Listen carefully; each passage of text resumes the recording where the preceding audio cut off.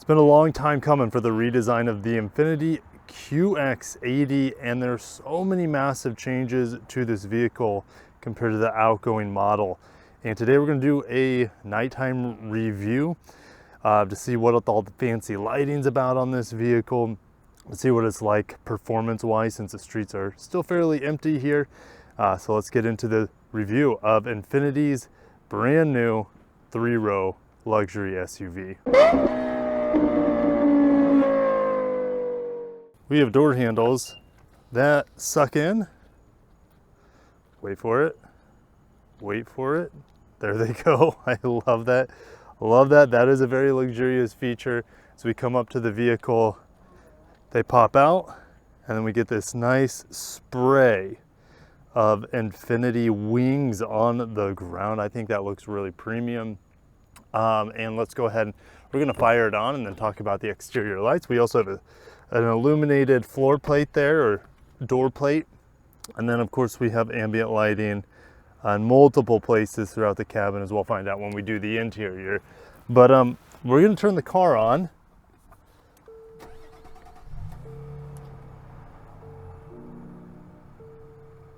Okay, there's your startup screens. We're also going to flip the hood. Gone is the old school naturally aspirated V8.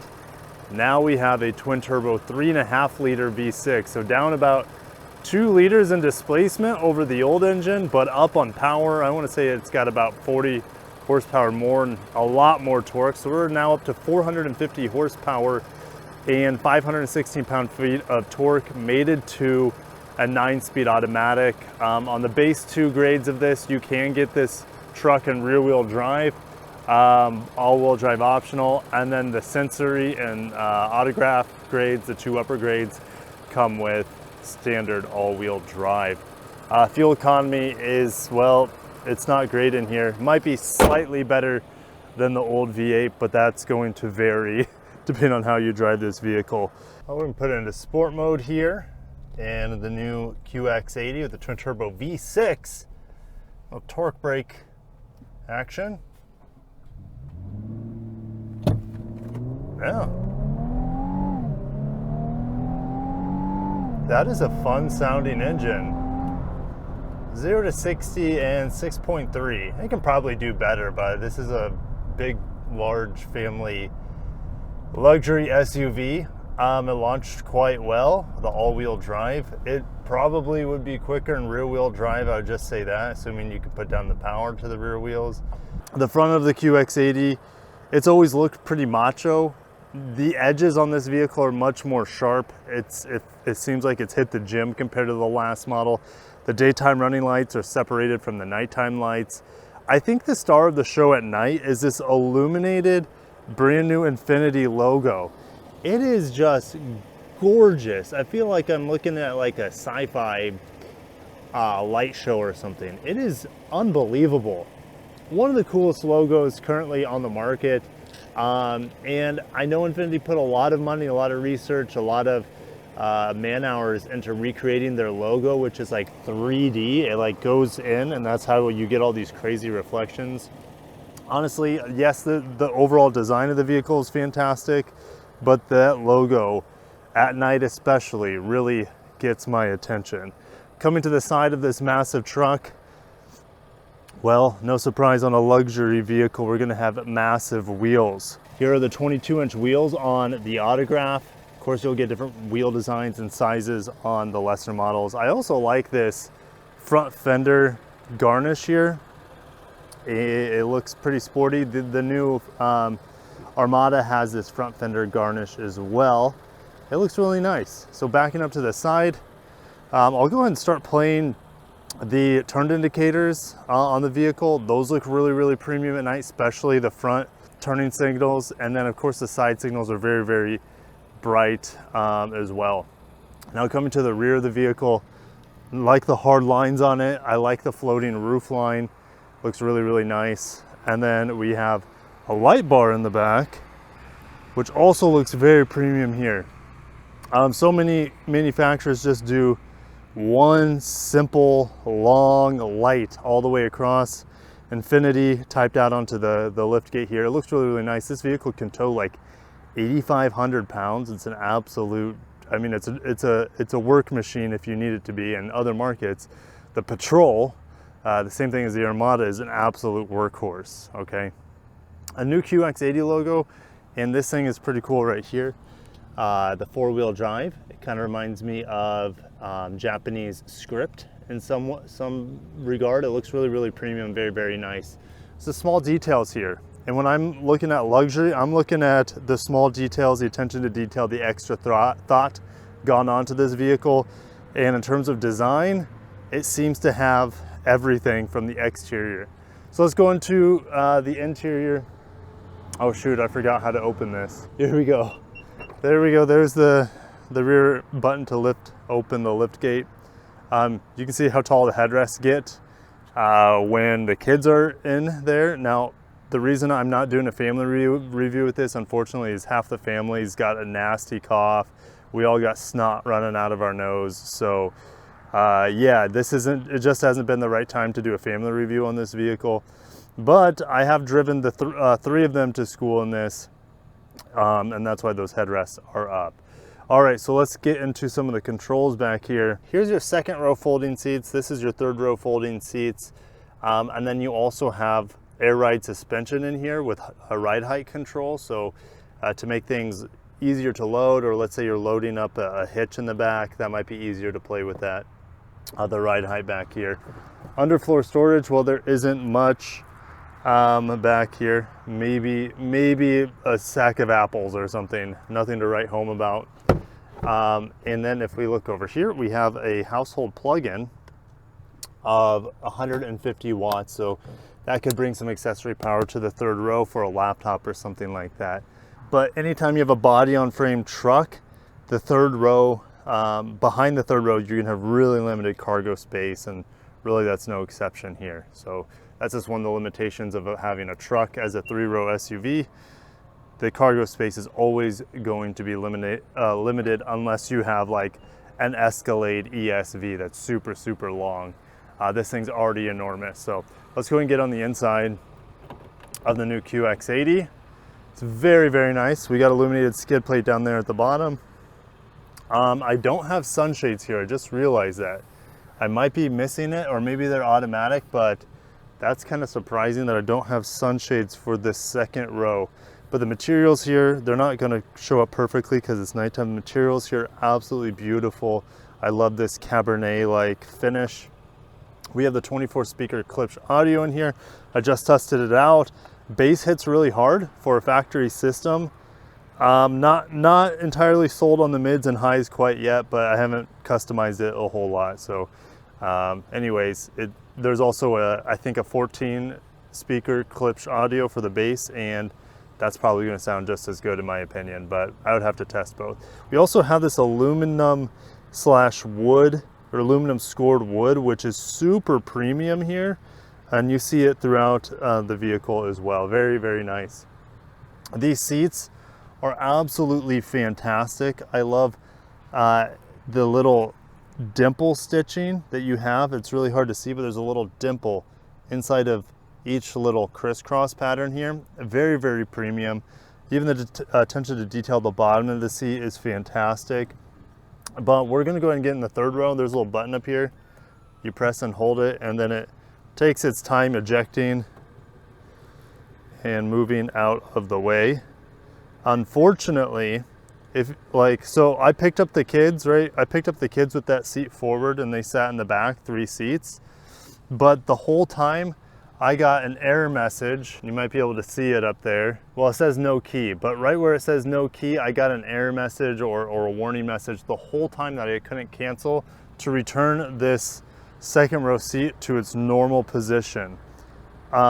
It's not going anywhere, right? It's not moving anywhere. So like that warning was pretty annoying because how am I going to, move this seat back while I'm driving? Anyways, the kids enjoyed sitting back here, and I think they may have kept this light on overnight. So I'm gonna make sure that is unticked. Okay, so we have tons of USBs in this vehicle. I wanna say there might be like 8 total. It is not illuminated, but it is USB-C. And then in the back here, we have heated outboard seats in this autograph, totally unnecessary. The kids are in booster seats, so it's pretty much pointless.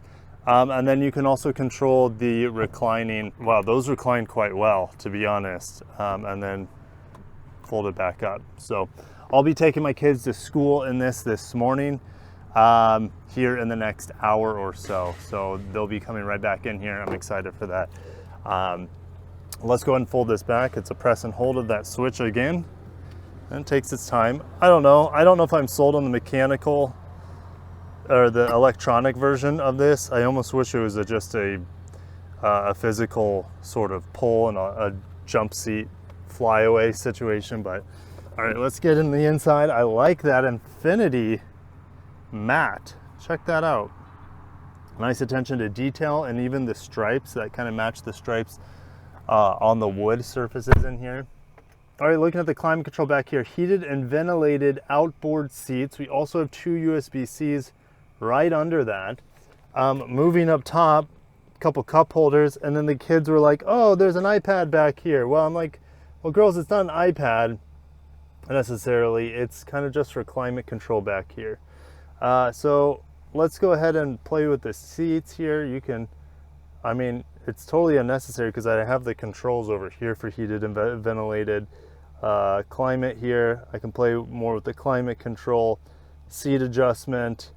Yeah, it's pretty basic, and I have all these controls doubled on the seat itself. So for example, see, I'm moving forward and back. I have all those controls already on the seat, so I don't see why this screen is necessary whatsoever.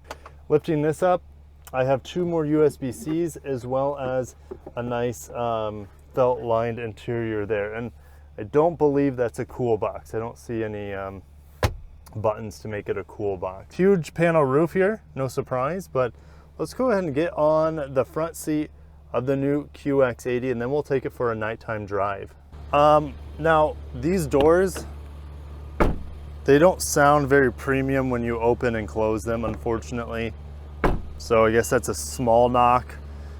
So don't have a whole lot of bad things to say about this truck, but the doors could be a little bit more premium. Look at the detail on the materials here, guys. Beautiful, beautiful, beautiful. Memory seats up front. Of course, we have more ambient lighting on this door panel. Of course, it's customizable. We have massaging seats. They're only upper massaging only, so not all massaging seats are created equal, and these massaging seats, I would say, are not worth spending extra money for. I love these mats. Again, look at that detail. QX80 with a real nice badge. It's like metal or something. Very, very premium, very high quality mats here. We have auto brake hold in a QX80. I've been waiting for that for years. You can also see the ambient lighting there. Additional controls up here, so you can lift your hatch. There's your head-up display, turn on, turn off, engine start, stop, as well as a lane keep assist. And the new steering wheel, it's meaty, it's girthy. It's also very, very well done. Infiniti logo at the bottom there. New Infiniti logo in the center. You also have those little striations right on the inside here, which add a little bit more depth, but also play around with those lines that we have on the wood of this vehicle. So let's go ahead and get on the inside of the QX80. The engine right now, it is on.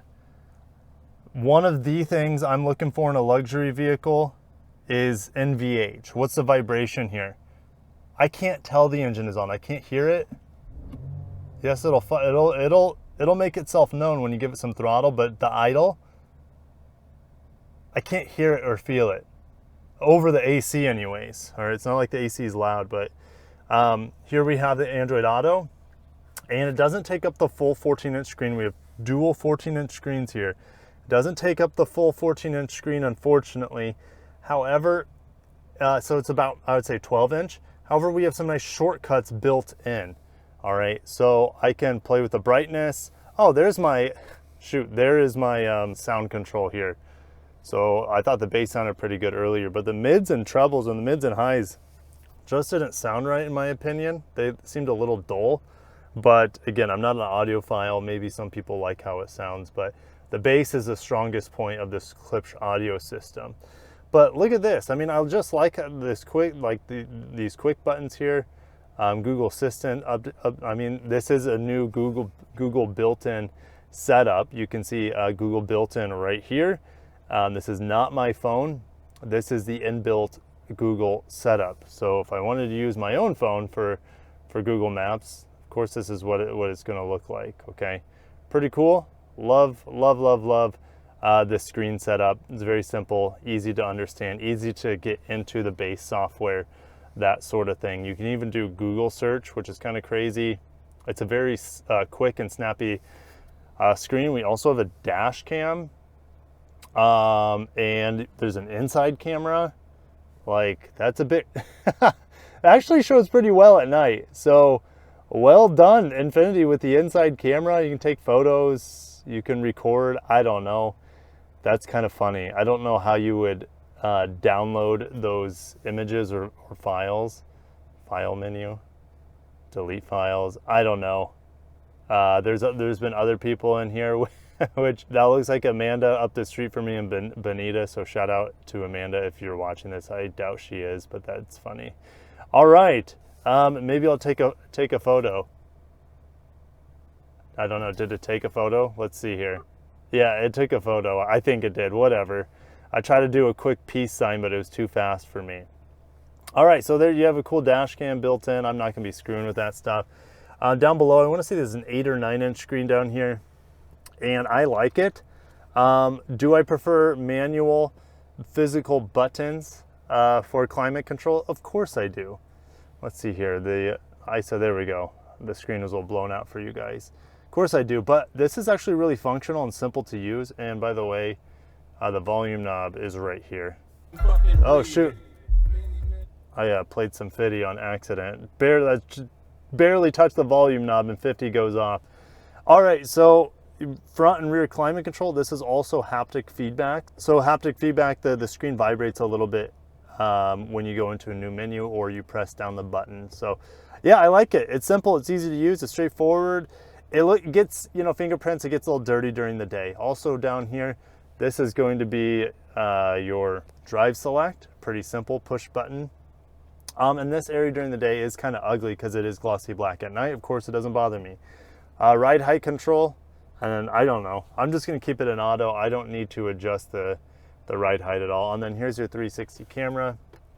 I like how there's a quick button for it and gives you tons of different angles.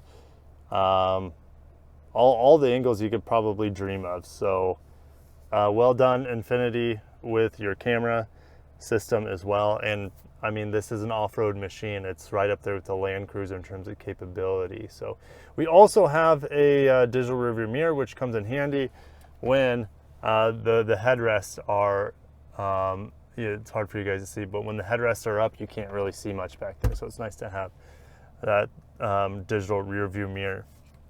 All right, I haven't talked much about this screen. All right, so we have quite a bit of data on this 14-inch MID. You can see I'm getting 4 miles per gallon because I've been just sitting here idling.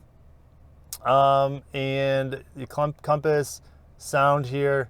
You also have speed limit sign. You also have other different safety feedback there. Settings, I can adjust the head-up display, which is fantastic in here. Let's see here, customized display. Some of you guys are into that. Change meter view. That's in dynamic now. Going to elegant. Well, I like the elegant. I'm old school, radial dials all the way. And then there's that, which is, no, we're going to elegant, and we're going to stick with that and leave it there for today's video. So one last attention to detail here, and then we'll get moving, is on the dash. You're going to see that scored wood with stripes of, I believe it's aluminum in there. It's very, very nice. And then we have glossy black here on the dash with Infiniti illuminated. I'm trying to, there we go, Infiniti illuminated right there at the edge. It looks really premium, looks nice. There's a wireless charger in here. There's 2 more USBs, a couple cup holders. and inside here is your cool box with a little cool box button for you. So let's go and start driving the new QX80 at night. All right, so the old QX80 was buttery smooth. It was really floaty, had super stiff steering. The steering on this is lighter. I wouldn't be surprised if they went to the electronic power steering. Haven't researched if they did or not. I'm assuming they did. But if it's not electronic power steering, it's like, regardless of whether it's hydraulic or not, it still feels really nice in here. It's a little bit lighter, I feel like, in parking lots, and then when you're going faster, it stiffens up. But the steering heft in here is quite nice for such a big vehicle. Okay, yeah, around 4,000 RPM, I get some reverberations coming through the cabin, through the floor, I should say. It kind of like it is a booming sound vibrating through the floor. I'll do that again. Yeah. So NVH in here, I'm just gonna say this. In some ways it's better than the old QX80, in other ways it is worse. All right. I get more vibrations through the pedals. The steering, I get a decent amount of vibration through, but the steering wheel feels so nice that it doesn't bother me too much. The ride quality in here with these 22s, now the old model may have had 22s as well. Even though it has air ride suspension and like dynamic suspension, it still doesn't handle some of the small imperfections on the road the way it should, in my opinion, this QX80. So it's not as buttery smooth and ride quality as the old model, unfortunately, nor compared to the Cadillac Escalade. That Escalade is way more buttery and ride quality. Oh, and that's another thing. I did that when you do a full lock-to-lock turn, there's some sort of binding going on as well. And I'm gonna do that again. I'm gonna do another U-turn here. I noticed that yesterday when I was taking my kids home from school, that when you're in a full lock-to-lock turn, I don't know if it's the tires running into the wheel wells or something, but there's some sort of binding going on with the powertrain, and it like jerks the truck. All right, so we're gonna do that again. Full lock. Oh yeah, it doesn't like it. It absolutely does not like to do full lock-to-lock U-turns. I'm gonna do it one more time because it feels a little bit different every single time there. But one thing it does do better than the old QX80 with this dynamic suspension, air ride suspension, is that it is firmer in the turns. Old QX80 felt like it was gonna fall over in the turns. Yeah, it felt better there. It's not binding as much like it did the first time. So I don't know what's going on there. Maybe it's a drivetrain, not quite sure. Maybe it's just me, I don't know. I also have paddle shifters here to roll through the 9-speed automatic. I guess it's fairly quick. Yeah, sure, whatever. Also, the turn signals here, they're like let's say a Lexus RC or Lexus IS, the turn signals. So they return to neutral. So if I take my right blinker, it doesn't stay, the turning stalk doesn't stay up. It goes back to neutral, and to cancel it, you have to go a half click in the opposite direction. Annoying. It's not a deal breaker, I would say, but it's very annoying, and I don't know why manufacturers do the return to center turn indicators. So there's that. Now the nice thing, I can bring down the brightness here a little bit. Seems like this screen, yeah, it is inherently brighter than the rest of them. I don't know why. It is affected by the brightness scroll here. Oh, and this thing handles actually quite well for a large SUV that's truck based too. Lighting performance, low beams seem to be quite good. Oh, there's cars coming. So we'll wait till the next road here to test the high beams, but the low beams are they're not super bright.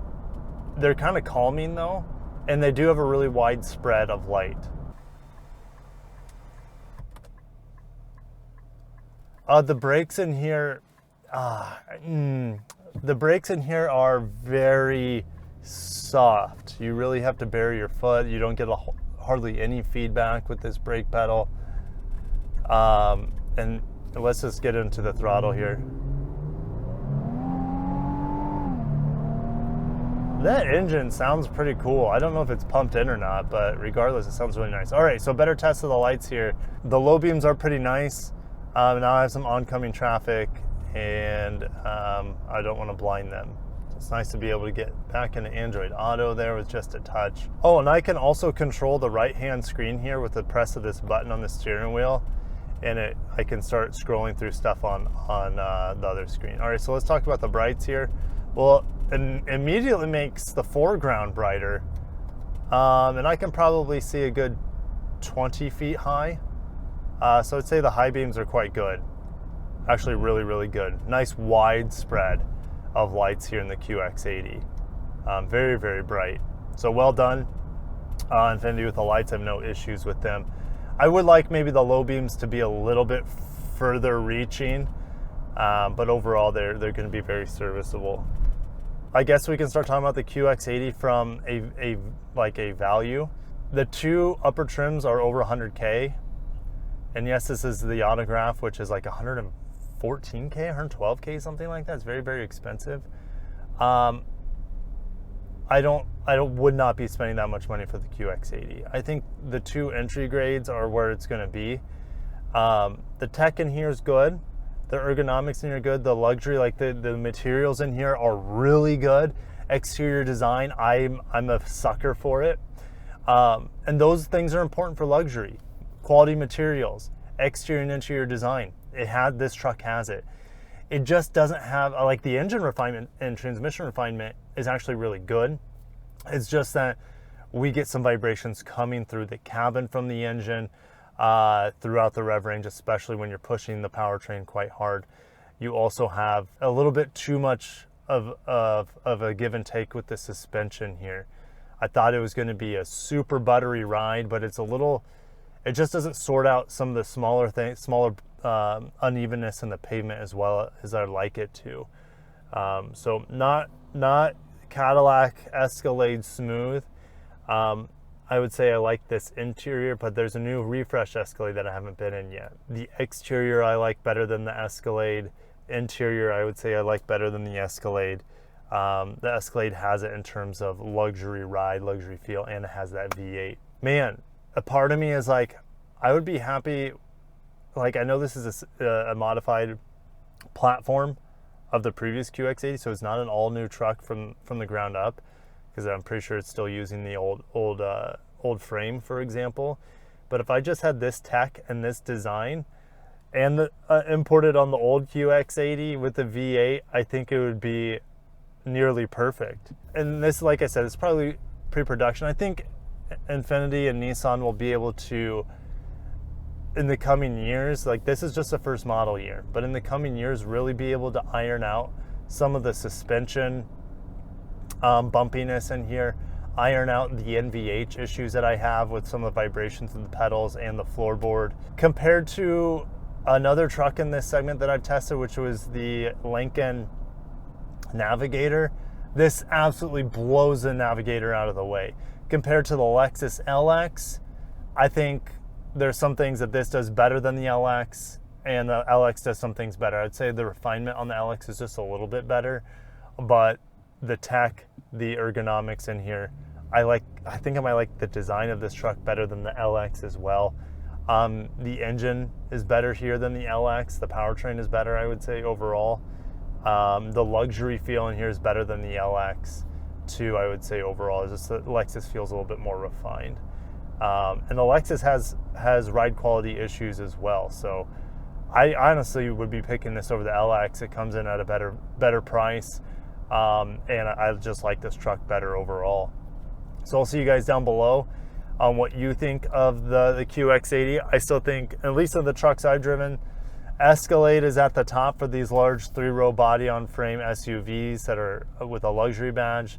Escalade on top. I'm sure the Yukon Denali's right there with it. Haven't tested that though. They have V8, so like that's really, really nice. And then I would say this slots, at least in my testing, slots right below it, and then the Lexus LX, and then the Lincoln Navigator. Man, this is a really, really nice truck, and I really wanted to do more family testing, but we're gonna have to wait till the next time we get this in for review to do a little family testing. But you can get, I think, a bench seat in the second row for up to eight passengers, which is quite nice. I would prefer that. I don't like that center console there with that touchscreen, which seems to be just about worthless because of the redundancy of controls.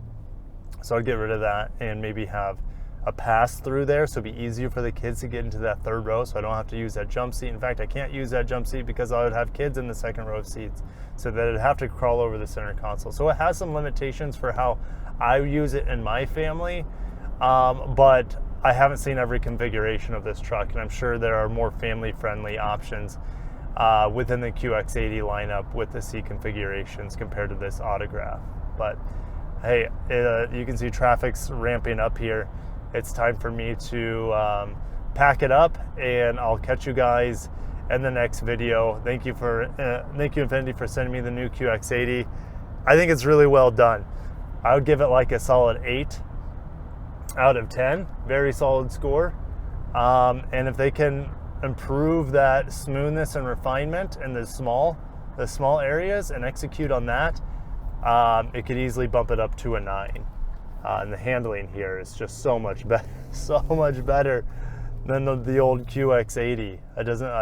I have confidence throwing this in the turn. So, yes. Anyways, I'll catch you guys in the next one, and smash the like button if you enjoyed today's content. Peace out.